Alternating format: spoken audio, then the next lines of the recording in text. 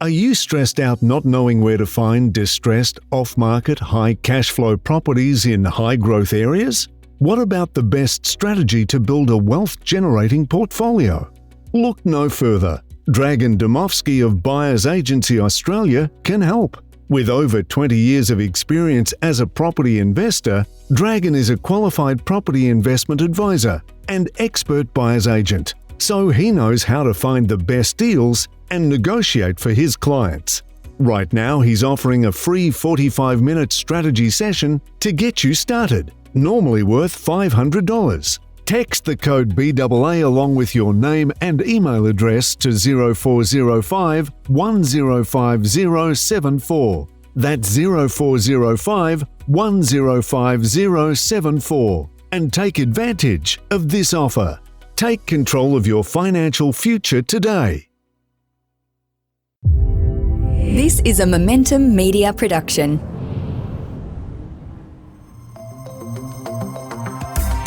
Welcome to the Smart Property Investment Show, the podcast by investors for investors. Hello everyone, Grace Ormsby here. Welcome back to a brand new episode of the Smart Property Investment Show. And I say it time and time again, but one of our favorite things on this show is to be talking to the investors out there, hearing the real life stories of what it is like to be an investor, the trials, the tribulations, the big wins, some of the challenges along the way. And today is no different. It is an absolute pleasure to be chatting with Tim Watson. Tim, welcome to the show. Yeah, thanks, Grace. Great to be on here. Tim, I've deliberately kept myself a little bit in the dark as to your property portfolio. I know it is quite sizable. It's been described as impressive. Can you share with the listeners of this show the size and I guess the breadth of this portfolio and what you've amassed? And then we'll, I guess, work backwards from there and work out how you got to that point. Yeah, absolutely. So, we moved to Australia in 2006. We bought our permanent place of residence in 2011. And since then, also gone on a bit of a journey with regards to building an investment portfolio. And I'm glad to say that's now sitting at roughly around $6 million worth of value. I don't want to incorrectly assume where you're from based on your accent. Can you enlighten us? Yeah, absolutely. So I am a Pommy from Newbury, Berkshire, for those that know England well. So it's true. The reason we moved out here was absolutely all about lifestyle. And, since moving here, we've now got two little Aussies of our own who aren't so little anymore. But now I can't imagine moving back to England anymore. The weather's just too good most of the time. Although having said that, it's rained a tremendous amount over the last couple of days. Yeah. Whereabouts are you based, Tim? So based in Turramurra, which is just south of Hornsby. Beautiful. Beautiful part of Sydney there. Tim, I'm actually always curious when I do talk to Pommies about their perception of property in Australia, because I feel like it is quite a different environment, a different, I guess, space, perception and attitude towards ownership of property and property investing in Australia than it is to the UK. Yeah. Does that resonate with you? So it's interesting. When we did have a place back in the UK, but never got around to actually building a portfolio of investments. Really, and I guess this is partly career timing as well. That's really what helped facilitate the development of a portfolio here. But I think there's a lot of people back in the UK that do invest. Mm-hmm. Having said that, I think the government has made it very, very difficult in recent times, whereas I would think here is a bit friendlier to investors with regards to building a portfolio. Was the plan always, when you did decide to get on the property ladder, to end up with a property portfolio? Yeah, very much so. So my investment in shares has never been that successful. I can remember going all the way back to the dot-com boom, which was very much boom and bust. So for me, the real benefit in property is that it's a very tangible asset and that you get both the appreciation in the asset itself, but you also get appreciation in rental. So you have an income stream coming in from that. So that's very much why I've chosen to use property as our vehicle for wealth. Yeah. And you've obviously been in the space for a decent enough time now to start reaping the rewards of that. Yeah, absolutely. And look, a lot of it is very much timing, but also what I've learned is that I think for me, what really helped me scale my portfolio was getting advice from a team. And so, I've personally used buyer's agents. I've got a good accountant. And it's that team that's really helped me to drive the success of the portfolio. It's nice to hear from someone who does sound like it was such an intentional choice from the beginning to make the most of this. Because I do feel like a few people out there, and absolute respect to them as well, but sort of get in on the fly, or it's a happy accident that they end up investing and they make mistakes along the way. And then they realize what they should have been doing or change their strategy. Has your strategy pretty much been the same from day dot? No, not at all. In fact, I think there's been a lot of failures along the way. So for starters, I think it took far too long for me to actually start building my portfolio. Yeah. I went down the tried and tested route of paying off the permanent place of residence first.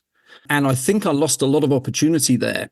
And then at the same time, my first investment was actually a unit on the Gold Coast. And that was purely driven by we'd been up to the Gold Coast quite early on when we moved to Australia and really liked it. But with hindsight, it's the only unit I've got in my portfolio. I wouldn't invest in a unit again because there's so many hidden costs like strata and other things that actually really have actually stopped me helping to build my portfolio as quickly as I'd like. So yeah, there's been a lot of learning along the way. So you've still got that unit in your portfolio though? Yes, I do. And look, we bought that in 2016. It's more than doubled in value. So I can't complain. And I think that's a factor of the Gold Coast becoming a very, far more people are moving to the Gold Coast. Also, the actual income, because of the increases in rent up there, have actually been very, very strong. So I've never quite got round to selling it, but if I was going to sell an asset, that would be the first one to go. There you go. It sounds like there's a bit more cash in there now than there probably was at the beginning too, Correct. Which helps that decision making there. So walk us through, I guess, so you did do the principal place of residence before you went into the investment property space. I guess, what was the intention or the purpose of doing it that way? Yeah, so look, it is the tried and tested approach. For us, having moved to Australia, we had a home back in the UK and we'd actually just had our first son. So we wanted a permanent place that we could call home, hence going down that route. Now, with hindsight, it was a wonderful decision. The place in Turramurra it's done incredibly well over time. So, that really was the rationale behind going down the PPR route first. Having said that, if I did it all over again, I think there are many benefits in building your investment portfolio first. And as it gets, I think, more and more difficult to get out onto the housing market, I think for some people, getting that investment and I guess rent vesting is a very, very good way to go. So then you did make the decision, 5 years between principal place of residence and then getting the first investment. And then it was kind of like, we do want to be building an investment portfolio here. Yeah, absolutely. So for me, the goal behind all of this has really been twofold. One is I certainly never wanted to work until I was about 67 and always had dreams of being able to retire relatively early. And so I felt like I had to build, wealth. And in my case, I felt property was the best vehicle to achieve that. So, that's really been the journey, is trying to build a portfolio of properties over time that enable me to decide how I want to choose to use my time. A bit of golf, amongst other things. But then the other piece is all around passing on wealth to my two sons. I think the fact is it's only going to get more and more difficult to get into the market. And so being able to pass down these assets over time to my sons is really a key driver of what we're doing. It's great to hear the why behind people's investment stories. And there's still plenty more to hear from Tim Watson just after the break. Welcome back to this episode of the Smart Property Investment Show. We are hearing from Tim Watson, who has a pretty big portfolio. Tim, about $6 million worth. You said at the outset of the episode. But what I didn't ask you is how many properties are actually in that portfolio. Yeah, so Grace, in addition to the permanent place of residence, we've bought 5 properties, including the unit. Actually developed 8 income streams from those 5 properties. There you go. So a bit more diversified in there than just having the 5 properties themselves. Absolutely. Yes, and a lot of the rationale behind that is very much cash flow. Yep. So for one of them, we've built a granny flat, and for the other 2, we've been able to separate out other residences and generate 2 income streams from them. Well, we'll have to unpack all of this, but I'm going to start again from that Gold Coast property and talk through the specs of what feels a little bit like the ugly duckling, Tim, out of your properties. Yeah, absolutely. So look, as I said, it's done pretty well. And we bought it for $175,000. And at the time, I think it was close to a distressed sale. It had been on the market for a long time. So I feel like we bought it at a reasonable price. And I know that there have been units in the same building that have gone for 400,000 plus. I think at a reasonable valuation, at least 350 is probably a cautious but reasonable. So it's doubled in, since 2016, so almost 8 years. Yeah, and how's the rent going with that one? Yeah, very good. So, for when we first started, I think it's now more like about $480 a week. And that's just driven by the demand that's currently up in the Gold Coast. So positively geared. Yeah, absolutely. Yeah, from a cash flow point of view, it actually does pretty well from a cash flow. And I think like most of the properties we've got in our portfolio, there really has been considerable rental increases over time. And I just think that's one of the factors within the current market. There's such a lack of rental properties. There's such a lack of actually building out there to meet the demand that that's, one thing we've benefited from a portfolio perspective. And the fact that this is the ugly duckling, I can't wait to hear more about this property portfolio, Tim. So things obviously started well with this unit, even though you do think that it maybe in hindsight wasn't the best purchase, but it obviously then kicked things into gear and started a bit more property investing. Yeah, that's absolutely right. Having said that, one of the things I look back on is I really wish I'd moved far, far quicker than I did. The reason I bought that was to sort of dip my toe into property investing. But it wasn't then until late 2020 that I actually bought our next investment property. So there was more than a 4-year gap. And the big driver behind that was just lack of time. I was, in a full-time job. Things were very, very busy. And I'd always thought about using a buyer's agent, but being very honest, the fee had always put me off because, the cost of property is, as we all know, it's enough in itself, let alone paying a fee for that. But if there's one thing that I could go back on and change, I'd get at the back end of 2016, I would have got a buyer's agent on board because I got such benefit in the value that they offer through the knowledge. And helping me to actually build a scalable portfolio. So that's been a massive driver for me. Well, we can't live too much in the past. We've got to look forward to the things that we can be changing. So, Tim, talk us through making the purchase and the decision to actually pull the trigger in 2020, because that was obviously, I don't like talking too much about COVID on this show, but it was post first COVID lockdown. It was an interesting time in the property market. It was an insane time in the property market, Grace. And look, I look back and I sometimes wonder how easy it would have been not to have bought that property. So we ended up buying about an hour south of Brisbane. You're right, we were smack bang in the middle of COVID. And I guess the benefit with hindsight was everyone actually thought the bottom was going to fall out of the market. And so we ended up buying that property for $262,000, but it had the benefit of being able to also put a granny flat on that property and separate it. So, I would conservatively think that's probably now worth just over 500,000. So it's almost doubled in value. In addition, we've put a 2-bedroom granny flat on the same plot. And so the cash flow from that really is fantastic. So another positively geared property. Correct. Yeah. And was there any trepidation on your part from hearing about the property market potentially going down the toilet at that point in time? Well, look, as I said, it would have been easy not to have gone through with the purchase. But in addition to working with a buyer's agent, I then also did a lot of research on myself as to what I thought a reasonable valuation for the property was. And my plan has always been to hold these assets long term. So I figured that even if it had a bit of a fallout from COVID and went backwards by 10%, that ultimately the long term would actually work out well. And in essence, what happened was we didn't get the downturn. If anything, it's gone absolutely crazy since that. Yeah, what a good confidence boost as well to continue the journey. Yeah, absolutely. And as you said, the fact that, it took about a year to build the granny flat, but once that was in place, it was positively geared.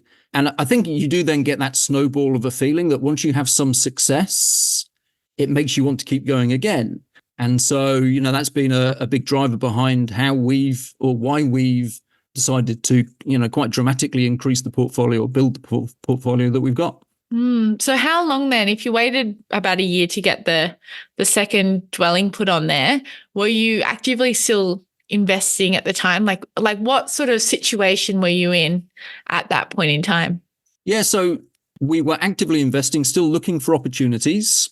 And coincidentally, it was actually a contact through the granny flat builder that put me onto our next property purchase. Wow.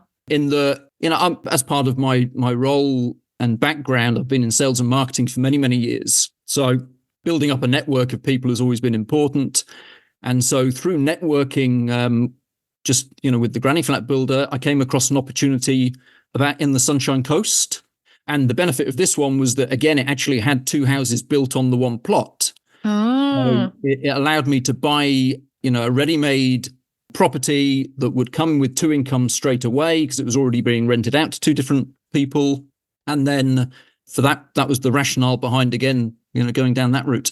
And how much did you purchase that one for? So that was at the back end of 2021, and we bought it for $576,000, I think. Yeah. And I would estimate it's worth probably $780. I think that's probably a reasonable estimate. But again, we've seen big, dramatic increases in the rent over time as well. So, it's done particularly well. And again, it sounds like this one's positively geared too. It is. And I'm saying all of this with the fact that we've got principal and interest mortgage payments against all of the investment properties, because one of the things I want to do, as I said, that passing on wealth to my kids is important. So I want to pay these assets off over time. And I know that might not be the approach everyone takes, but we've decided to pay off the principal and interest. I can tell you, even with the way interest rates have gone, I'm glad to say it is still positive. Wow, congratulations. There's been a dwindling number of people, Tim, that are in that situation. So it's great to hear from you and see how you've actually put this kind of portfolio together and been in a position to be able to do that. We're going to take another break there. Don't go away, though. There's plenty more to hear from Tim Watson just afterwards. See you soon.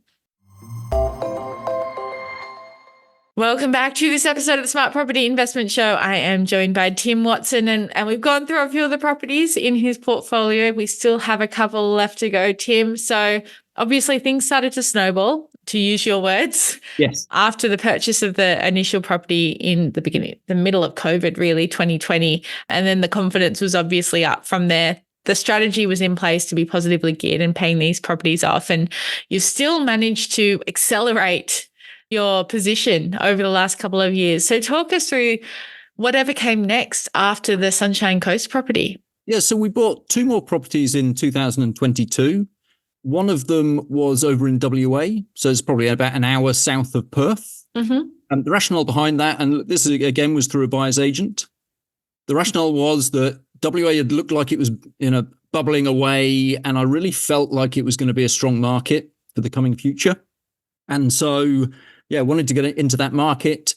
Through contacts that the BA had, we identified a property which it was only $260,000, but it needed a complete renovation. And so that cost another $20,000 to actually achieve that. And took a little bit of time to actually get it fully done. But the benefit of that is, it's in very, very good nick now. We've been able to secure a tenant for $465 a week. Yeah, wow. And equally, I think that market has just seen massive, massive growth over the last couple of years. 20,000 in the scheme of things is not a lot for a full renovation. Yeah, correct. And look, again, I've got the buyer's agent had the contacts and the people to help achieve that. And I think that really talks to where a buyer's agent can add a lot of value. It's not only the contacts with the real estate agent, it's contacts that are on the ground in whatever area you're buying. So, for me, that's where a lot of the value came from, in being able to get the asset at what I think was a very, very reasonable price, but then also to increase the value very quickly by doing the work. And then there's no doubt, without that work, I wouldn't be able to rent it out for the rental that we're now achieving. Did you have any trepidation? I know you had already done the granny flat, so you obviously had a bit of experience in doing the building and I guess sprucing up a property. Was there any trepidation on doing that again? Well, this was a little bit different in that, I'll be honest, when I saw the pictures of the place, it looked like a bit of a bomb site. And so I had to just take a step back and look at more the shell of the property, the location of the property, and then determine, if we put a bit of money into it, how could we, or how would it turn out? Mm-hmm. And look, yeah, I've got to say that it's turned out really, really well. The guy did a fantastic job with the renovations. We've now got a really solid tenant in there. And I would say, I know you're going to ask me, is it positively geared? And so it's right on the borderline because we're getting such a good rent. And I think we secured it at a reasonable price. Yeah, it's very close to being positively geared. There you go. And I guess, diversifies out the portfolio from having been all in Queensland, looking across to WA, the other side of the country. Absolutely, yes. And that's something that we went for Queensland because we felt that it had some good growth. But from a long-term perspective, we wanted to spread the risk of where we were buying these properties. Mm-hmm. To me, WA made a lot of sense in that the market had underperformed for a very long period of time. And so I felt like it was due some decent growth. And I think that's what we've seen. I think that probably in a 2-year period, it's probably worth closer to 395, 400,000. So it's seen some really good growth. And I think there's also a real shortage of rental properties over there. So one more property I think you've got in your portfolio that we have yet to discuss. Is that correct? The final one was close to Wagga Wagga. Ah. And again, I've used the buyer's agent to find this one. I think as you've heard, I'm always looking for that ability to try and find multiple sources of income, because one of the reasons we've been able to actually invest so quickly is the cash flow has been pretty strong in the ones that we've bought. Yeah. And I think without that, we wouldn't have been able to do it as quickly as we have. So my brief to the buyer's agent was I wanted to find a property that had that ability to also separate out to a flat. And yeah, we came across this property in Wagga, and the rental vacancy rates were very, very low over there. So the actual rental has increased over time, and it took a little while, but we were able to actually separate out. They had already had essentially a flat built in addition to the house, and so we've basically put a fence through the property and separated it. So we've now got multiple tenants for that property as well. What are properties out in Wagga going for at this point in time? Well, we bought that for I think it was 570. Yep. I think it would be worth mid-6s at least. Mm-hmm. And yeah, as I said, because of the rentals that we've got there, then it's doing well from a cash flow perspective as well. There you go. Not quite positively geared. No, close. I'm curious because you clearly have paid so much attention to your finances through this. There's obviously some very strong strategy behind every purchase you've done and how it fits in with the rest of your purchases. How much have you then relied on the capital growth as well and, accessing money already in your properties to buy subsequent ones, or has that factored in? So interestingly, the only time we actually did it was one of our first the first investment property. We took a line of credit out against our permanent place of residence, which had seen some reasonable increases. And, that's been useful, or it was useful to get into the unit. Mm-hmm. Since then, all of the other purchases of, I think from career perspective, any bonuses that I got, and, we tried to find any ways that we could generate the cash required to put down the deposits on these places. And cool. So yeah, actually, the LVR on the portfolio is actually looking pretty healthy. Nice work. Do you have around about a point where it is sitting? Yeah, so the LVR, if I just look at the investment properties, the LVR is at around 45%. Wow. And if I take into account the permanent place of residence, it's 26% without the offset and 21% with the offset that we've got in place. You're killing it, Tim. It's great. And, the objectives that we set out when we started all of this, I'm now looking back and there's no doubt there's things I would do differently. And, even though you could look at that LVR and think that that's a really positive thing, one of the questions I ask myself is there might have been a better way to actually use those funds to get into more investment properties. And so it's sort of, we're in a great position, but I think there's many things we could have done differently. So where to from here, Tim? Because it definitely doesn't feel like your investment journey is anywhere near over, but you're so relaxed about it too. You're just so cool, calm and collected. Where do you go from this point in time? Yeah, so I had a bit of a life change probably back at end of 2022. Yeah. I was made redundant, having worked in pharmaceuticals for over 20 years. But I can look back and say it was a pretty happy redundancy. I'd been there for over 16 years. My wife, 2 kids, and Frosty the dog jumped in a Winnebago for 6 months and just went all the way around Australia. So, that was a phenomenal achievement. And it also gave me a bit of time to think about what I wanted to do next. So I've spent the last year, I'm now a Class 1 real estate agent. So I've achieved my license. Yeah. And I'm very glad to say that, just very hot off the press, I've just recently joined one of the buyer's agents that I've used to help me scale my portfolio. Wow. So, and I know it's someone that you know very well. It is. Arjun from InvestorKit. Yeah, I was going to say his name starts with A, I think. I mean, and he's obviously, you've done some work with him in the past. You didn't just join willy-nilly. It's obviously, there's been a relationship there for a little while. Yeah, absolutely. And for me, that was the biggest driver. The guy really appreciated all the work that Arjun and his team put in to help me buy, or scale my portfolio. And so, yeah, I'm moving into something that I've got a real passion for. So I want to take, I've got all my career background, but particularly my experience building a property portfolio. And I now just want to help people achieve the same thing. And I think wealth can mean very, very different things to different people. But I want to help people build their wealth through property investment. It's kind of wild, and I feel like you can't quite separate the two, Tim, because I would love to ask you whether you'd be, contemplating this career change or, have been so happy about the redundancy if you didn't have the freedom that I feel like you've achieved from having a property portfolio behind you. Absolutely. No, there's no doubt it was a big jump to not go back into pharmaceutical. Mm-hmm. But knowing how the property portfolio was performing was a major factor in deciding to really pursue my passion, all about property investment. And look, it took quite a long time to get accredited as a Class 1 licensed agent, and then ultimately to find my way through to joining InvestorKit. So do you think, as well as doing all this work that you're now going to be doing, is there still more scope in your own property portfolio for growth there? Yeah, absolutely. I think the last purchase was sort of mid-2022, but it's certainly something I want to continue to grow. Mm-hmm. And really, it's now just a case of finding the right opportunity. And then, yes, I'm sure that we'll go again. There you go. I can't wait to hear an update, Tim, because I do feel like you very much have more than a few property purchases still down the track, still to come.